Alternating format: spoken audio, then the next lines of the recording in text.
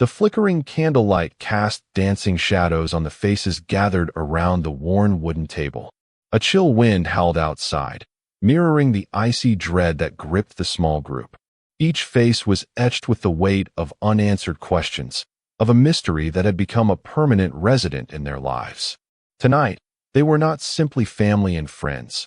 They were a collective of broken hearts, all linked by a single, devastating loss.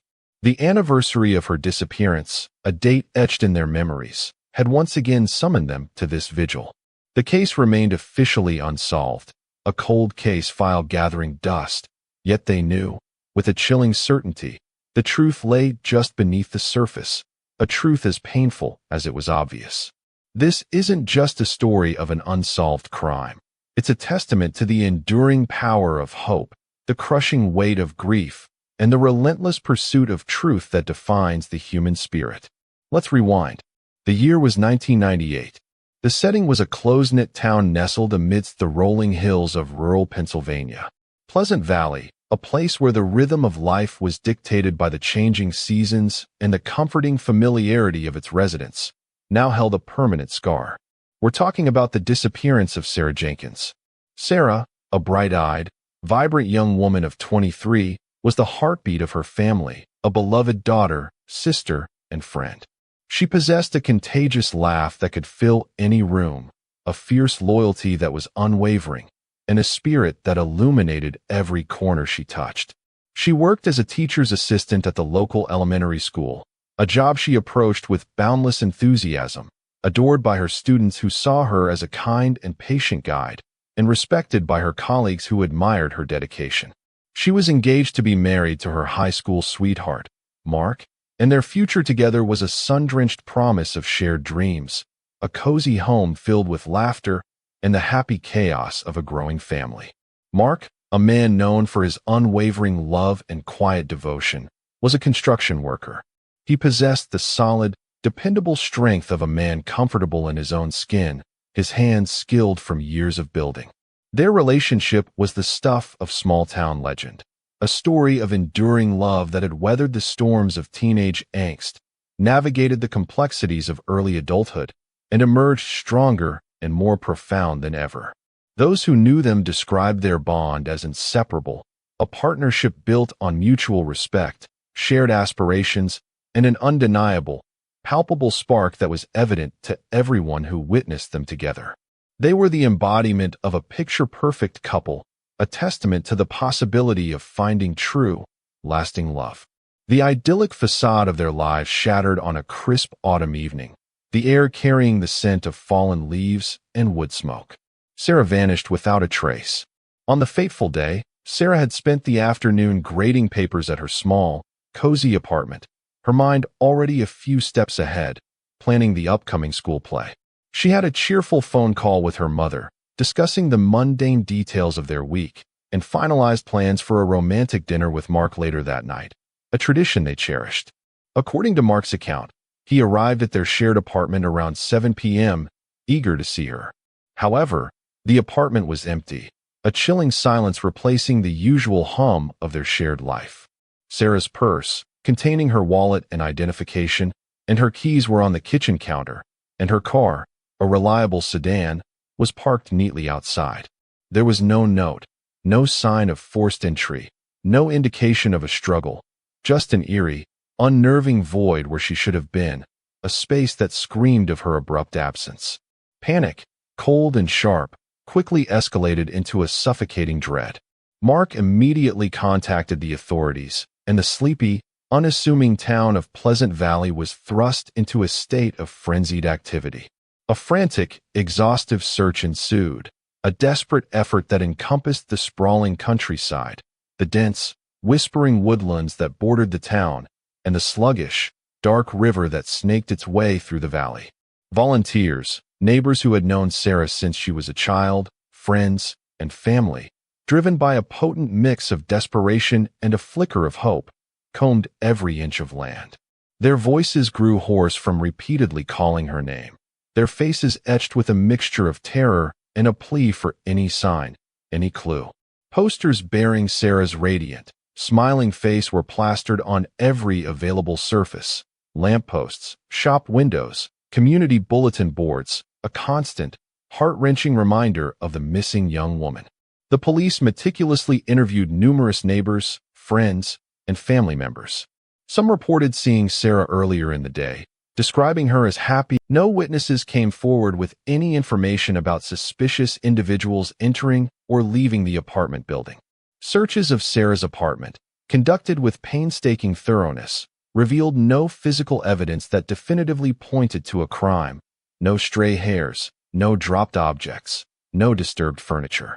As days turned into weeks, and weeks into months, the case began to grow cold, the initial urgency of the search replaced by a somber, weary acceptance. The town of Pleasant Valley, once a place of peace and quiet tranquility, was now haunted by the spectral presence of Sarah's absence. The case became a topic of hushed conversations in the local diner, a lingering shadow cast over the close-knit community, a constant reminder of the fragility of their peaceful existence. The local newspaper, the Pleasant Valley Gazette, kept the story alive with regular updates, printing Sarah's picture on the front page and reminding the public that she was still missing, that her family deserved answers, and that justice remained elusive. Over the years that followed, the circumstantial evidence against Mark, while never concrete enough for an arrest, continued to subtly mount. His alibi, though initially confirmed, was later subjected to reevaluation, and inconsistencies began to emerge in his testimony regarding the exact timeline of his movements on the day Sarah disappeared. Subtle shifts in his behavior, observed by those closest to him, also contributed to a growing unease. Some friends and family members, who had initially supported him unconditionally, began to quietly question his narrative. The police, in their persistent efforts, explored and re-explored every lead, every whispered rumor, each of which ultimately led to another frustrating dead end. The lack of closure weighed heavily on the community, a collective burden they carried in silence. The Jenkins family, Sarah's parents and siblings, refused to surrender to despair. They spent years tirelessly working to keep the case in the public eye, refusing to let their daughter's memory fade into obscurity. They created a website dedicated to Sarah and her disappearance, organized annual candlelight vigils on the anniversary of her vanishing, and continued to make heartfelt, emotional appeals for any information, no matter how small, that might shed light on what happened. Their unwavering persistence, their refusal to accept defeat, was instrumental in preventing the case from being completely forgotten by the public and the authorities. The relentless passage of time only served to compound the heartbreak and frustration for Sarah's loved ones. Without a body, without definitive proof of foul play, the legal system had reached its limitations. The case had been officially closed.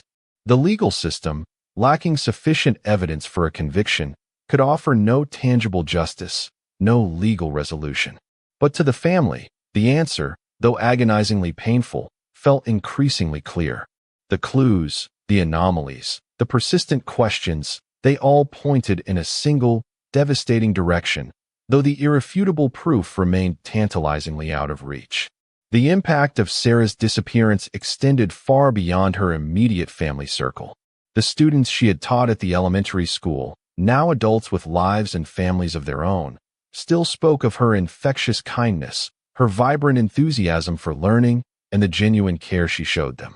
The community of Pleasant Valley, forever marked by the tragedy, became a somber, constant reminder of the inherent fragility of life and the enduring, profound power of loss. In 2025, nearly 3 decades after Sarah Jenkins vanished into thin air, the case remains officially unsolved, a painful asterisk in the town's history. However, the almost certain answer, the unspoken truth that hovers just beyond the reach of concrete proof, continues to linger in the hearts and minds of those who knew her. The evidence, though largely circumstantial, weaves a compelling, albeit tragic, narrative. The fact that Sarah's car remained untouched in its parking spot, her personal belongings were left behind, and the undeniable lack of any signs of a struggle within the apartment strongly suggests that someone she knew and likely trusted was involved in her disappearance. The focus, inevitably and painfully, returns to Mark. While he was never officially charged with a crime, The community, bound by shared experience and unspoken suspicions, still carries the heavy weight of suspecting his guilt. The emotional impact of this unresolved tragedy is immense. For the Jenkins family, the pain of losing Sarah is still raw, a gaping wound that has never truly healed, a constant, aching reminder of their lost loved one. The unsolved nature of the case has left them with an incomplete, fractured picture of her final moments. While they may have a probable explanation, the lack of closure in the legal, definitive sense is a devastating blow, a perpetual state of unfinished grief. The psychological toll on everyone who loved Sarah has been immeasurable, a constant state of uncertainty, the persistent gnawing of unanswered questions, and the burden of what-ifs. The need for closure, for a definitive end, is a primal human need, a fundamental yearning for peace and understanding in the face of unimaginable tragedy.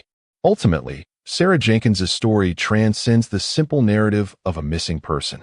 It's a powerful story about the relentless, often arduous, pursuit of truth in the face of overwhelming odds. It's a story about the enduring, indomitable power of hope, a story about a family's undying love that refuses to be extinguished, and about the enduring, fundamental human need for answers. The case serves as a stark, poignant reminder of the fragility of life, the vulnerability of even the most seemingly secure communities, and the devastating, long-lasting impact of unsolved crimes. And as the candlelight flickers, casting elongated, dancing shadows on their earnest faces, they continue to search for answers, praying that one day, justice will finally, unequivocally, be served.